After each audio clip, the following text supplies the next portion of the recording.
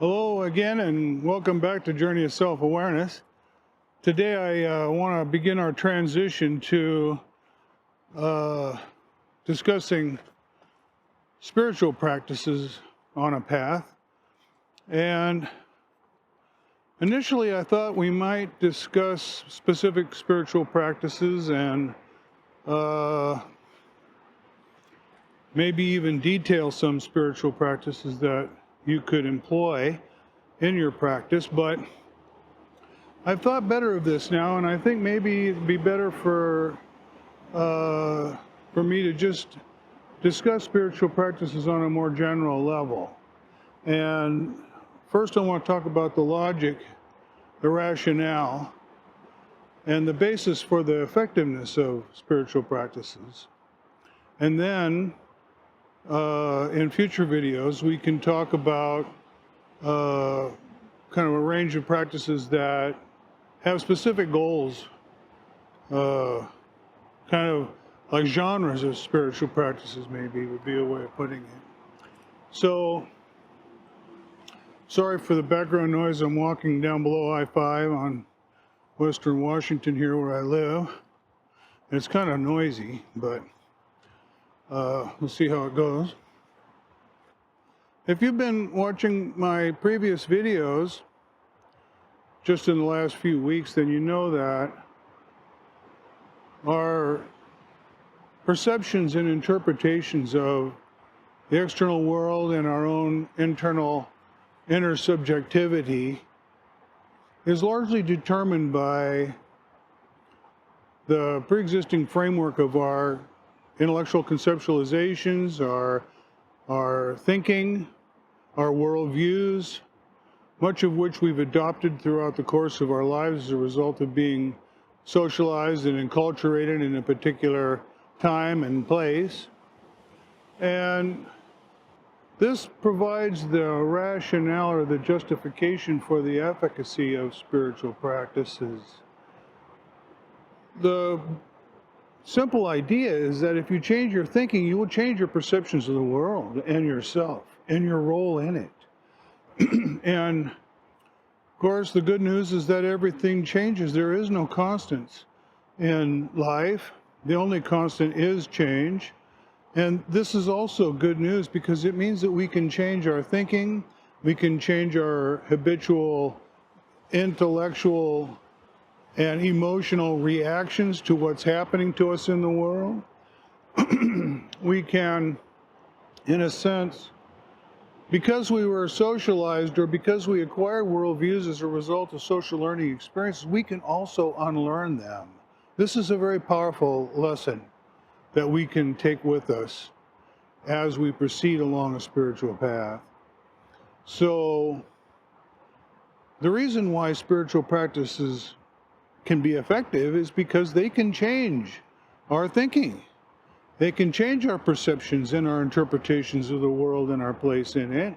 And they can help us focus on and change our kind of knee-jerk emotional responses to what's happening to us in the world. So this is how spiritual practices can be so effective. And they are powerfully effective for these reasons. So this is the major point that I wanted to make in this video today. And we can be grateful for the fact that our habitual reactions can be modified, that our thinking can be changed, that we can train our minds to be more pliant and receptive to divine grace. And this is a reason to rejoice, to be grateful. Of course, gratitude in itself is a spiritual practice that takes the focus off of the self and puts it on others.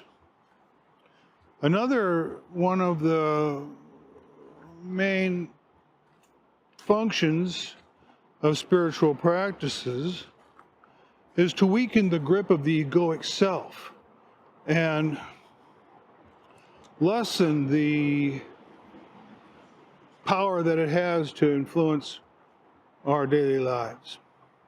This is also very important reason to engage in spiritual practices. My father used to say that the only thing we can control is our attitude. Of course, at the time when he would say this, I would be angry or miffed about something, and I didn't appreciate it at the time. In fact, it probably made me even angrier. But it's true. Our attitudes are the only thing that we can change, and if we change our attitudes, we can change the world. We can change the way we perceive the world. We can change the way we interpret what's happening, and make a tremendous difference in our lives, and make us far more receptive to the receipt of divine grace, which is ultimately, in the end, what's required for an awakening experience to happen. So, as we proceed now, we'll discuss some spiritual practices. I'm not going to go into a great deal of detail, though, and I'm not going to tell you how to practice specific practices, because spiritual practices are deeply personal, and you will find your own spiritual practices that resonate most strongly with you.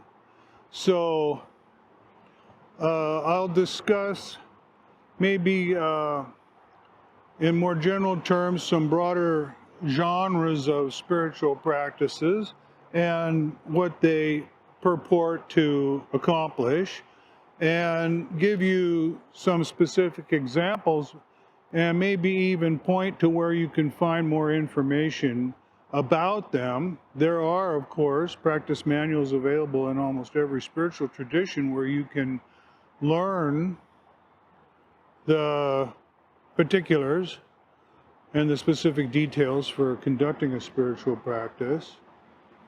At the outset, I'll say that my own background is in Christianity, and then more deeply into Tibetan Buddhism.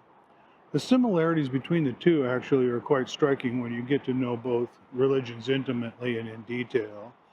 And most of the major world religions, if you followed my videos, you'll know they highlight and emphasize and advocate for the same things.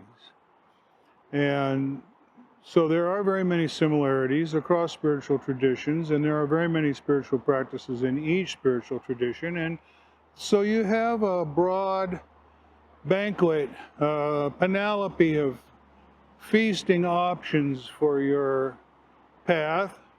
And like I say, you will discover the spiritual practices that are right for you, that resonate most strongly for you.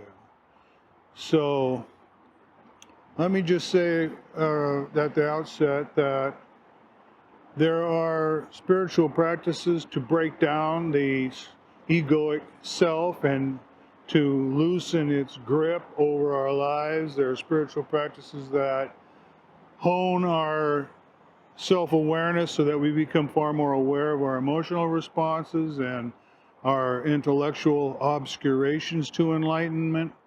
There are genres of spiritual practices for fostering forgiveness of others and for receiving divine forgiveness, so that we can overcome our own sense of guilt or shame for things that we've done in the past. Many people need that.